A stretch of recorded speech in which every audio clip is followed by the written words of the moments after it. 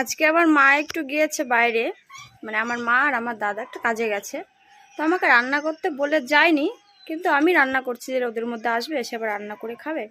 তো আমি রান্না করতে গেছি, পুরো এদিক দিয়ে দেখো এত ঘাম ঝরছে, মুছে আমি মানে মুছে শেষ করতে পারছি না, এত ঘাম ঝরছে। তাও আমার মা রান্না করে উনানে, আমি রান্না করি গ্যাসে, কারণ আমি উনানে রান্না করতে পারি না। আমি গ্যাসে রান্না করছি, মানে গ্যাসে তো ভাত বসিয়ে দিয়ে তরকারি বসিয়ে দিয়ে এসে তো হাওয়া খেতে পাচ্ছি, কিন্তু উনানে তো সেটা হয় না।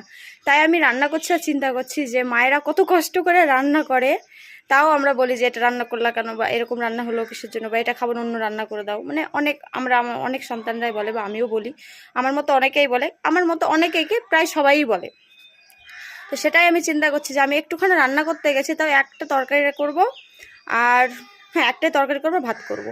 তাই এত কষ্ট হয়ে যাচ্ছে আমার, এই যে পুরো এই যে ক্যামেরায় ভালো বোঝা যাচ্ছে না, তাও এগুলো দেখো বুঝতে পারবা। তো ঘাম ঝরছে। মা, সত্যি মা মানে মায়ের কোনো বিকল্প নেই।